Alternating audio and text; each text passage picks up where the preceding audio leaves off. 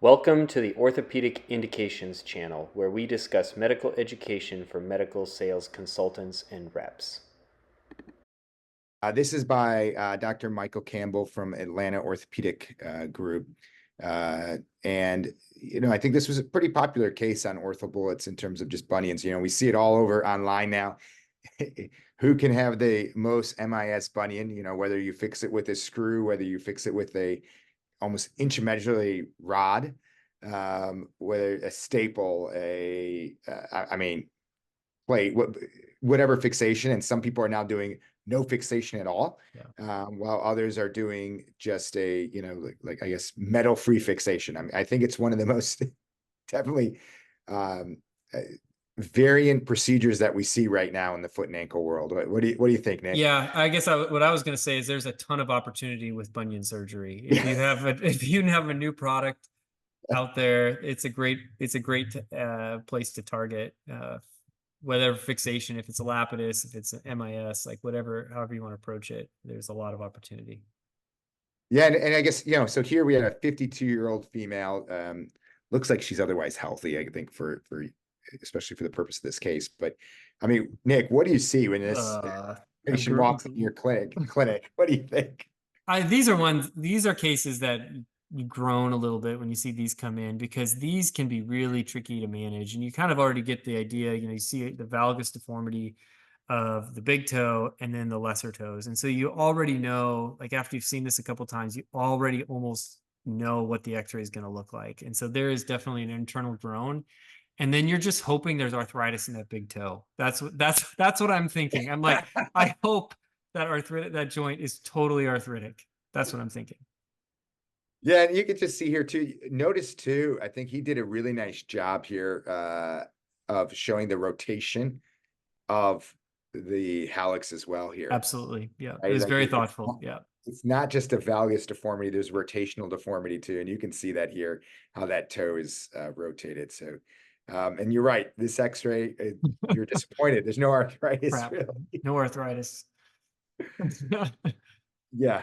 So anything like unique on this x-ray that you're like, oh, I wasn't expecting, or anything? Well, I think the things to call out are, there's definitely, what we refer to as metatarsus adductus, meaning that the metatarsals are all pointing towards the midline of the body. Like, I have to always clarify that. I honestly have to think about it every time I say it, but metatarsus adductus. And that creates this like valgus angulation of the lessers. And then you look at it and you think, gosh, this looks like it should be a really severe bunion with a really wide 1-2 intermetatarsal angle. Because I think, let's be honest, like a lot of us look at that to decide, hey, do I need to do a lapidus procedure, or do I need to do, or can I do something more distal? Is looking at the 1-2 intermetatarsal angle. But if you measured it out, the intermetatarsal angle in this case is not that wide. So it's not and I think that's a testament to the metatarsus adductus that you're seeing in this situation. No, you're right. I think the metatarsus adductus is key here. I think before my foot and ankle fellowship in Memphis, when I was just doing basically trauma and some recon, I really didn't pay attention to that, whether it be on just any type of like Liz Frank injury and so forth. And then now it's like I see that right away, and I'm like, oh, what else does this patient have, and so forth. So I think that's one of the key components here, to notice that there's more. It's more than just the bunion to be treated. Yes, I think that's the big key here, and I guess that's kind of what I was getting to when I was talking about. I've definitely had cases where, and this is years ago, I think, where I've done an MP fusion, but the downside of doing that MP fusion in that situation is you're going to have a really wide gap, because I think you'll get the toe straight. You're going to have a huge gap between the first and second. And then it's hard to know, like, how are you going to manage that beyond, aggressive shortening osteotomies of the second. Yeah.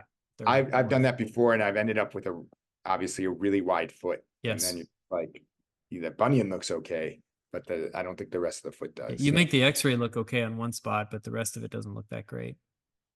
So I'm curious, like, how you manage these, because I think it was all over the board if you look at some of the questions.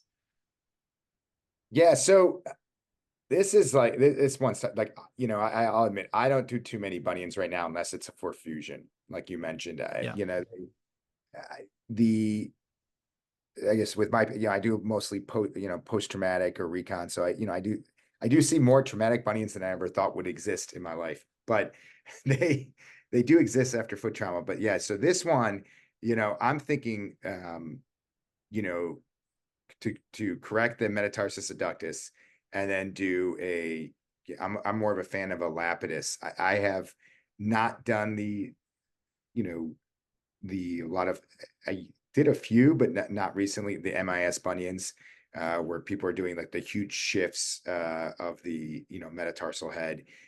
I just, I think that is definitely an art that continues, I think, to be developed, and it's the data supports it, and I see some people's cases and some of the literature coming out, but I mean, is this something you would try to, I guess, treat with MIS surgery, or what are you thinking about when you see those X-rays and that deformity? I think I'm probably where you're at. I'm probably going more to the midfoot. I think that's more of the apex of the deformity.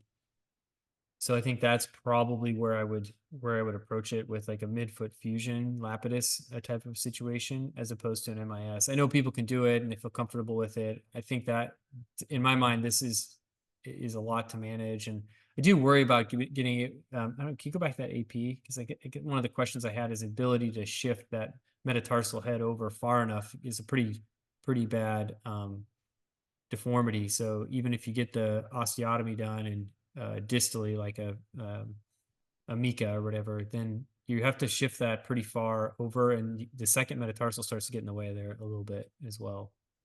Yeah, I've seen them do it, and I think it can be done, but I think this is there's a big there's the art part will come in here. So yeah, so looking at this answer, so if you chose operative treatment, so obviously we're gonna choose operative treatment here for this one of the Hallux.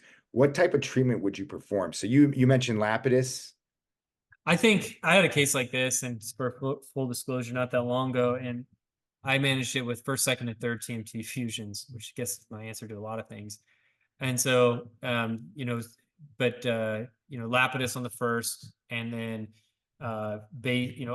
fusions of the second and third to pull them out of metatarsus and adductus and elevate them a little bit. Now, that patient also had kind of presented with more pain underneath the second met kind of situation, but that's how I managed that particular case. So what are you doing distally? So that's what you did proximally.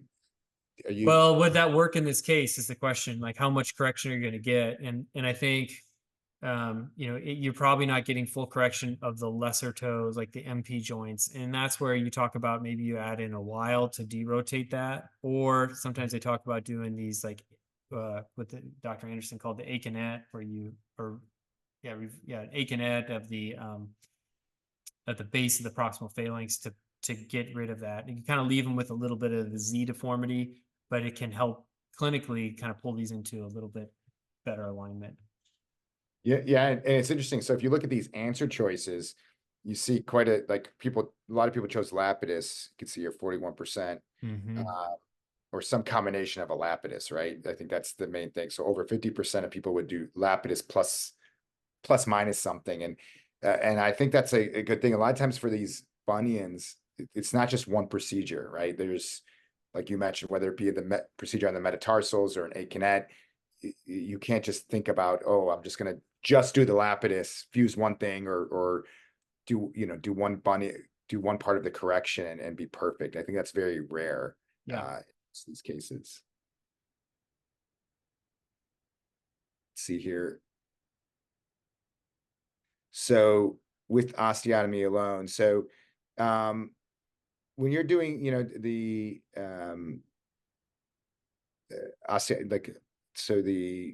with the you're correcting the hallux.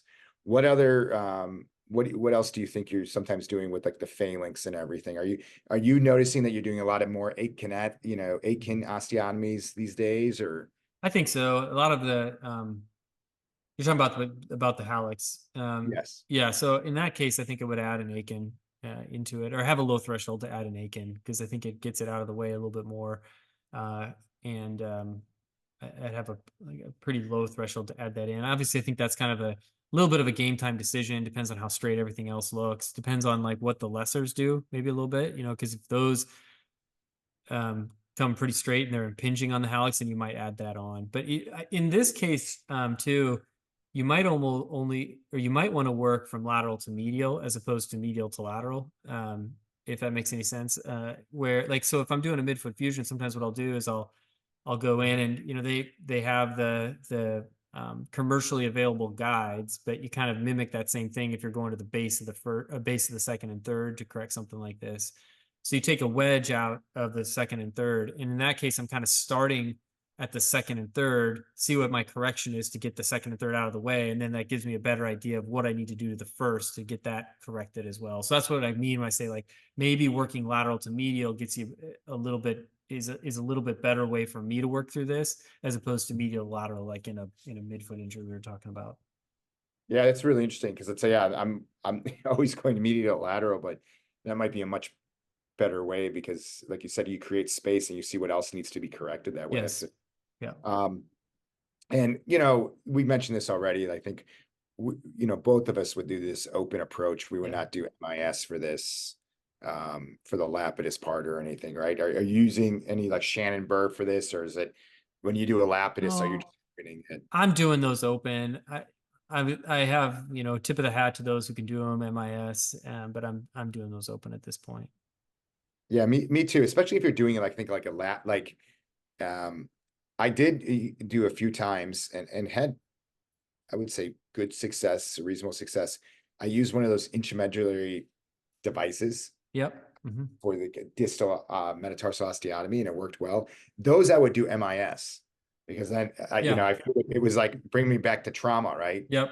Like nailing minimally invasively, but then I kind of went away from them just with my practice changing a little bit. But I thought those were, that otherwise when I'm doing like a lapidus or anything like that, usually for a revision, I'm always opening it. Yeah. Yeah. Same here. Let's see here. Okay, so what are you using for fixation of your lapidus here? I'll either use plates. I think let me rephrase that. Oftentimes right now I'll use screws on the midfoot on the TMT, and then depending on like if I can get 2 solid screws with excellent purchase on them, that's what I'll use. Yeah. If there's any question, I'll add a plate, and usually, or not, sorry, not a plate, a staple. So why are you using screws and not a plate? Like, what are you trying to be like less hardware irritation? What's your thought process there? I think that's been where I'm at. Part of it too, I know I said I'm not doing like MIS lapidus, I'm doing this open, but like some of these like more chronic degenerative cases, I've done more where there's not like less deformity, for example. I'll start to do those through a more MIS approach. And so I think that's a little bit of the background where I'm like using more screw fixation. And so I think that's kind of trended over to other things as well. That's really interesting. Yeah. And I think you kind of see that here too. Just like, I mean, look at all the different variations that people have used. Staples, single standalone screws, double standalone screws, a plate. Not a lot of people using intramedullary fixation. I know a couple companies make that now for like a lapidus. I've had no experience with that for a lapidus. I've had experience for a distal metatarsal osteotomy, but nothing for like the midfoot. Have you used one or? No, I haven't at all. And I think at the end of the day, there's probably not. I don't think there's a right or wrong answer. You kind of got to go with what you have available to you, what you feel comfortable with. That's going to get you the best fixation in that particular situation. So it depends on patient size too. If you're a little bit bigger patient, you can get a couple nice screws across there with excellent purchase, good quality bone. This person looks like they're pretty healthy, so you might be okay with that. But plate's very reasonable, staple's reasonable as well. You go with what you feel most comfortable with. Yeah. What's your take on like like metal free fixation? Whoa, boy. That's a loaded question. It's interesting because I think where there's definitely some areas that I think is been helpful, particularly in some intra-articular or cartilage lesions where you're fixing, like on the talus, for example, putting fixation into the talar piece to stabilize it, whether it's an oats or a traumatic fracture, that kind of situation. So I've definitely, like, I've used it a handful of times. I don't know about like using it in other areas of the foot. It's intriguing from, say, for example, like some of the hammer toe stuff, because you potentially put it in, you don't have to really worry about pins coming out. It's still intramedullary, because I do worry about having to take some of the screws or implants out of that area as well. So there's definitely areas that I think it's an intriguing thing to use. It'll be interesting to see if patients start asking more for it, kind of like how they started asking more about the lapidus and other procedures within foot and ankle, or MIS bunion. So that, I think that will be an interesting thing to see over the next couple of years. Yeah, I agree. I've used it for talus fractures, and like talar dome and so forth, because I've seen sometimes, collapse of the cartilage on a talus. I mean, we've all seen collapse on the Yeah. cartilage, but at least hopefully those screws, are biodegradable, and maybe if even that cartilage collapses, you don't have a prominent screw. So I think that's Or at one of least the one that you can see. right. Yeah, I don't exactly. And then so that's what I've done. Well, and then the other ones, like, even if you're not worried about collapse, but the ones that you put in through a fracture or through an osteotomy, please, please, please, if I could have a plea, like, that's a great indication for that. Because the worst is if, like, I took care of a guy who had his talus and ankle, talus fracture, ankle fracture 20 years ago, and had all of this like intra-articular hardware, and we were doing a total ankle. And usually I'm pretty aggressive with getting hardware out before, but it was like 3 or 4 screws. It was the hardest ankle I've ever done. And I don't think I could have staged it because I couldn't get to it until I did my cuts. And then all the screws are like obscenely rigidly fixed. They all stripped. It was so incredibly hard to get those out. And that's the case that I think that's where we need to be really thinking about it, because when you put it underneath a medial malleolus or something like that had a fracture, that's where I think that's a really great indication for it, because that will actually, you'll reap rewards from doing that, from either yourself or your partners. And that's the first case I used it on.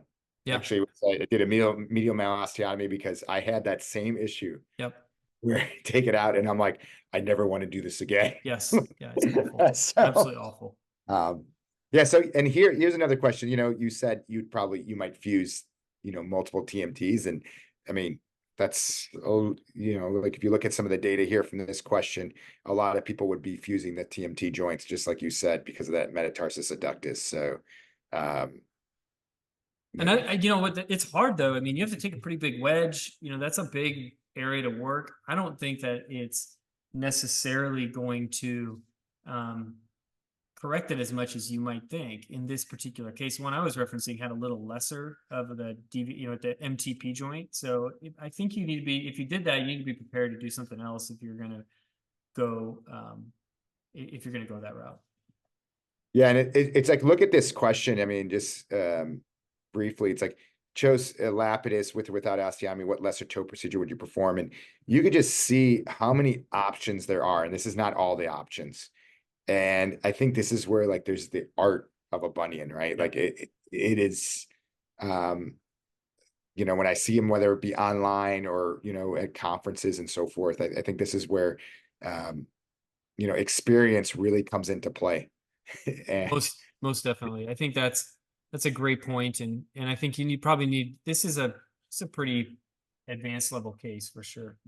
Yeah. So I don't know. I mean, so, yeah, I mean, do you have any like go-to that you're using now more and more, like a DMO or anything that you're like, oh, I almost always try this. It usually is pretty powerful, or is it still case by case? It's case by case, but I think I've done a lot of the DMOs and doing them with an MIS burr, because they just get so stiff when you do them open.